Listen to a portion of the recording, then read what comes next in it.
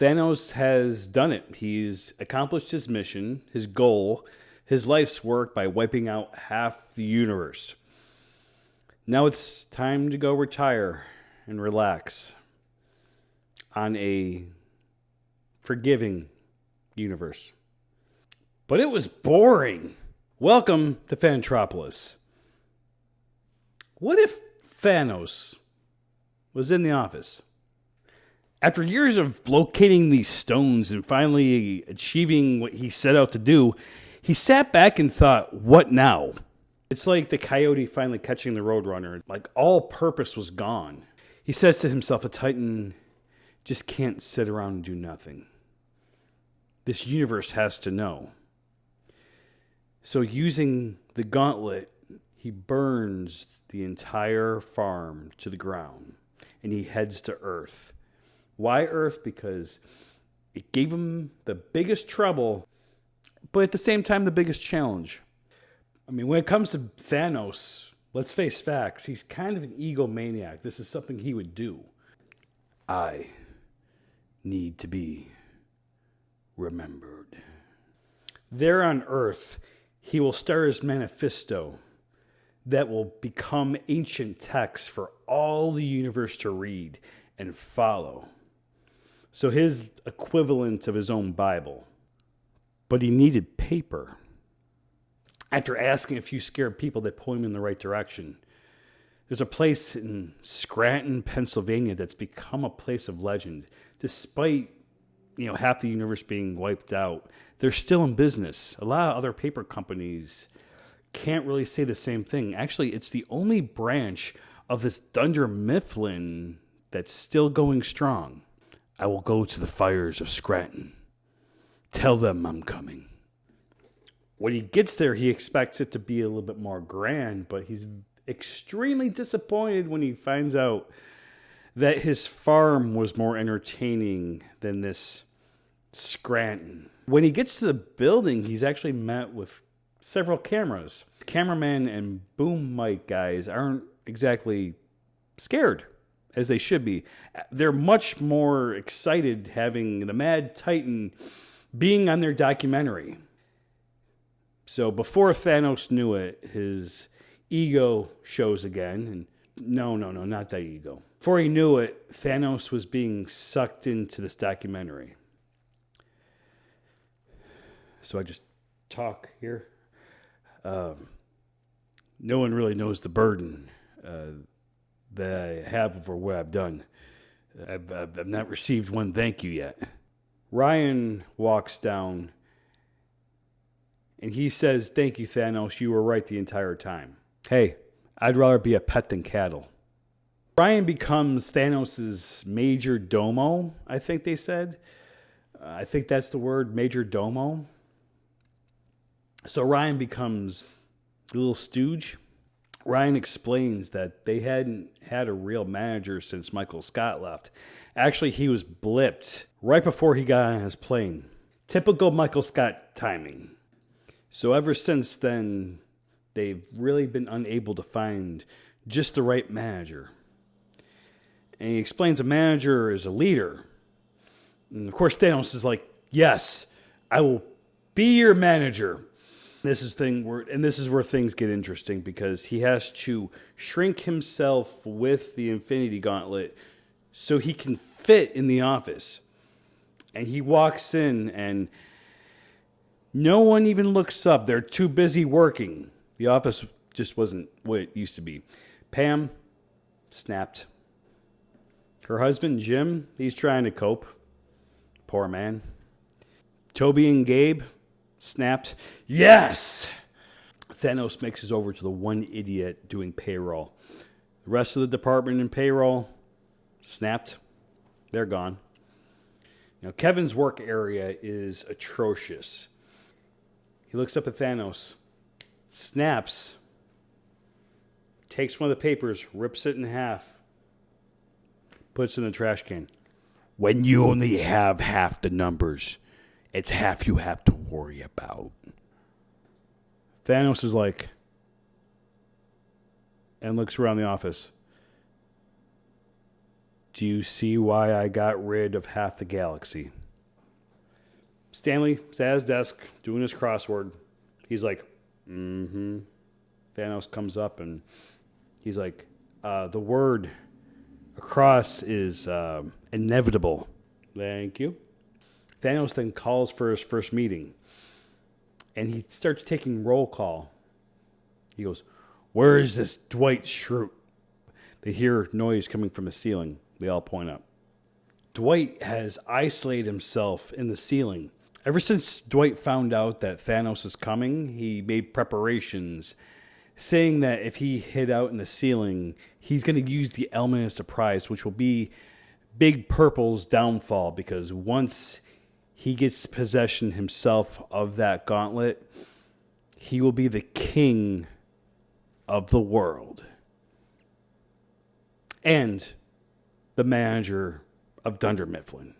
You know, Thanos was really getting used to this manager thing. I mean, these people would do anything he tells them. Not because they're scared of him killing them, but for fear they would get fired. You know where Michael used to keep his mug? That's where Thanos keeps his gauntlet. Thanos didn't really know at the time, but this whole thing was becoming a distraction. If he would have paid close attention, he would have noticed that the Avengers, or at least what's left of the Avengers, were following his every move. Tony Stark, Rhodey, Bruce Banner are all down the street in this van surrounded by Stark tech. With this tech, they were able to tap into the cameras and recordings. At times, they were just watching and forgot they were on a mission. They were becoming entertained by what they were seeing in this office. And who could blame them? You know, Tony's at his keyboard. He's like, I really dislike this Andy fellow. He has no motivation for his workday. You guys keep your eyes peeled. Let me know if you see anything. Cap is just outside the warehouse. He sees Daryl trying to rally up the warehouse workers to unite and take down Thanos once and for all. He shouldn't have started his speech with, I don't want all of you to risk your lives, but I need your help. Everyone but Daryl goes home. Upstairs, Phyllis notices a bug running along her desk. And at second glance, she sees it's a very small man. Scared and disgusted, she tries to swat it with a paper. Hey, I'm an Avenger. I'm here to help. Cap, Thanos has his gauntlet behind a door and glass. Nothing too extraordinary. But he's still dangerous with that glove, even without it. Meredith is sitting and her man instincts are tingling. She sees a man down the street, construction worker, working on the power poles. This is Clint Barton posing as one. Of course, he's got his bow and arrows with him just in case he can get a clean shot. So she sees him and runs out and starts to climb. He doesn't want her to fall, so he reaches down and tries to pull her up. You can feel his arm just tear. And he's just like, ah! Of course, that didn't stop Meredith from hitting on him. He tries to explain, I'm married. She goes, was she blipped? He goes, yes. Doesn't count. Back at the cubicles, Kelly is training a new intern. He's giving her makeup advice. Natasha has to play into her or else her cover will be blown. You see, the mission right now isn't getting that gauntlet first. It's getting all the people out safe. Because they all seemed involved in whatever Thanos is planning. And so Ryan, who is feeling like a big shot, you know, he's kind of like the power behind the throne, starts to not only flirt with Natasha, but doing it blatantly in front of his girlfriend. Natasha picks up on what this guy is about, and she is heavily annoyed. She's worked with people like this. Not exactly this bad, but she wasn't going to tolerate it. She sweeps this guy's leg and tells him to go away. Really shocked. Natasha's like, you don't let him talk to you like that. You don't have to stand for it. Now, Natasha understands that she's dating the guy that's closest to Thanos, so she's going to want to teach her a few things in martial arts in case she might need it. So in that cubicle, she teaches her how to throw a few kicks and punches. Dwight Yeah, he's still in the ceiling, only he's got an earpiece on. He didn't think anyone would tap into it. He just thought it looked cool and dramatic.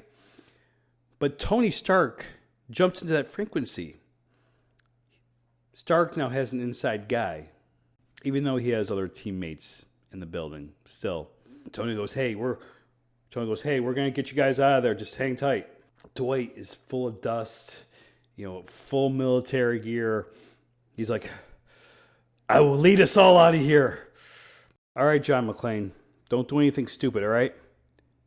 So as the Avengers close in, Thanos is giving a lesson to the rest of this office.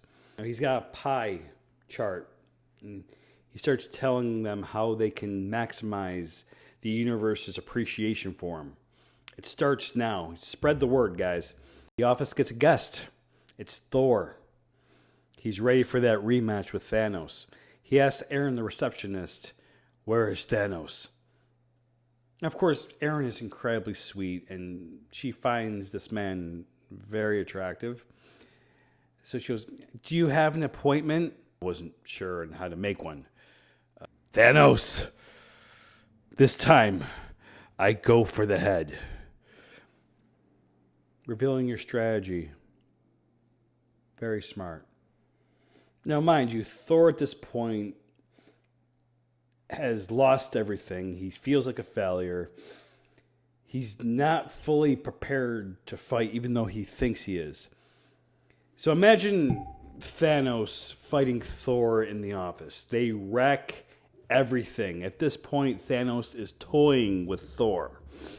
He throws him into the water cooler, and he starts to beat him on Toby's old desk. With this fight, the building is starting to come apart. So these are two literal gods fighting in an office.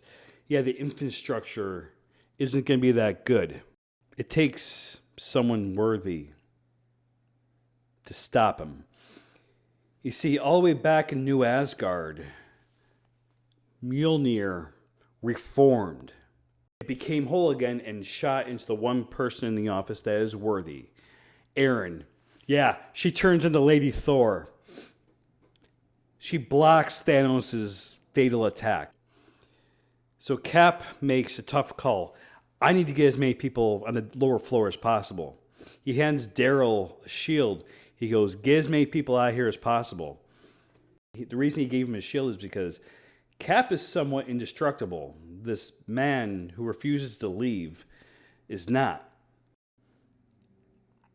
So Daryl rushes in there with the shield and stands right next to Aaron. Did I miss cosplay day again? Up in the modified crow's nest, Hawkeye tries to pull his bow, but his arm is just killing him. He says, Meredith, you have to take the shot. She does. She pulls back the bow and releases. And even with all the advice Clint had gave her, right into Black Widow's thigh. She's writhing in pain. She's just been shot by her best friend's arrow. Yeah, not the highlight of her career. This is where this mission turns into a you-know-what show. On his way to chase after the ice cream truck, Kevin runs into Bruce Banner, who saw a figure, a very large figure, heading towards the van. He thought he was coming towards the van, but he's not. His attention was getting that damn ice cream truck. But he opens the door, and the two collide, both of them getting a bloody nose. And you know what? Kevin gets Bruce's blood on him, and you know what that means. Hulk Kevin grows,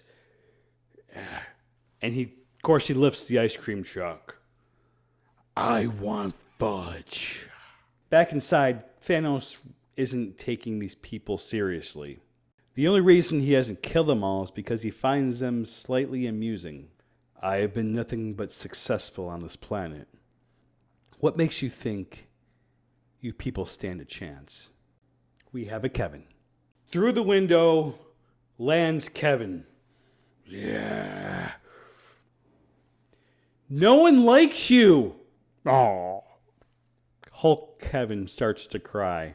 Thor Aaron says, "You just made Kevin cry." And without warning, Dwight drops from the ceiling. No longer could hold him.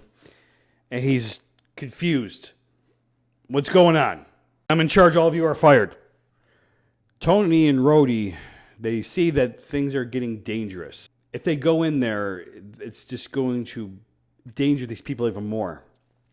So a decision was made. Tony programs a suit and sends and latches on to Dwight. He's in the helmet. "This is way better than Recycle Ops."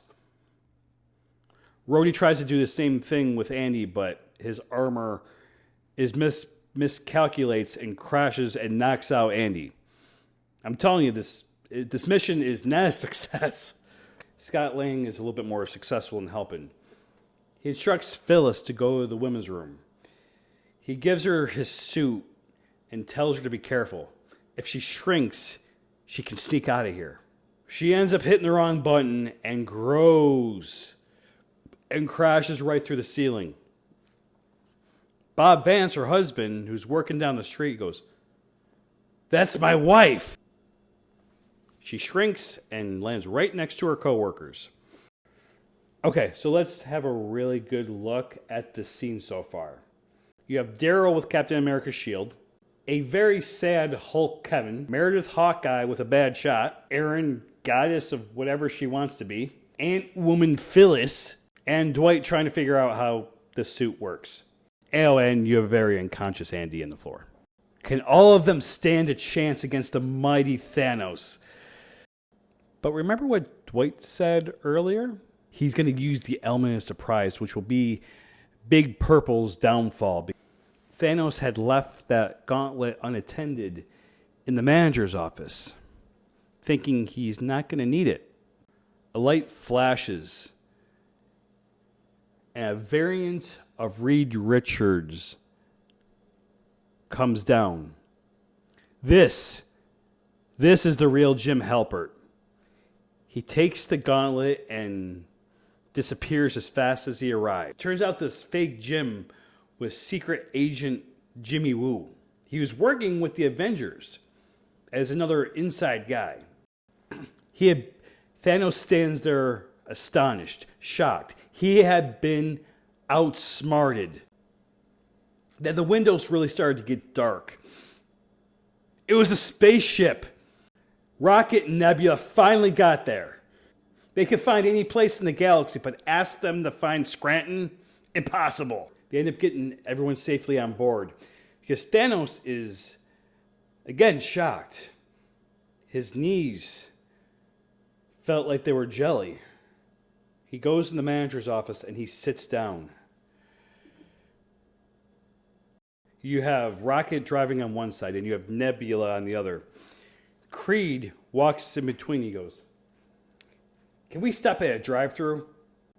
Man, I would have loved to drive this in Nam if I actually chose to go." Oh yeah, Kelly helps Natasha on board because she's unable to walk by herself. Before using a couple of techniques that Natasha had taught her on her boyfriend. A quick hit, a quick punch, he was gone. He was out. Of course, they save him too. As much of a piece of work as Ryan is, he doesn't deserve to die. Now, Captain America had the most impossible task there is. Getting the camera crew out. This was their life's work. They didn't want to leave. Captain America, the first Captain America movie where it's him walking out with the soldiers. Was him with the camera crew and people with boom mics. He finally gets them out. Now, this is where I'm going to give you guys the option to write the story a little bit. Who snaps to bring everyone back to make the portals where we get that traumatic, what, you wanted more? That scene. So write in the comments section, who does it? Is it Andy? Is it Kevin? Who knows? Is it Tony Stark? Again, comment section. I'd like to hear what you guys think. So not only do you have the modified Avengers, you have what's left of the Avengers, And you have these portals open around Dunder Mifflin. Thanos didn't bring an army. He didn't feel he needed it. So he sits there, defeated. And mind you, this is the most active Scranton has ever been. This is just, I mean, as many people as there is, it's taking up half of Scranton. I mean, right now, Howard the Duck could go in there and defeat Thanos. The light comes from the sky. It gets closer to the building and crashes into the building, demolishing it. Thank you, Captain Marvel. And that's why I didn't want to invite her. Ladies and gentlemen, thank you for watching. If you like our content, please hit the like, subscribe, and please leave a comment. I love to respond to you guys. And as always, follow the road sign.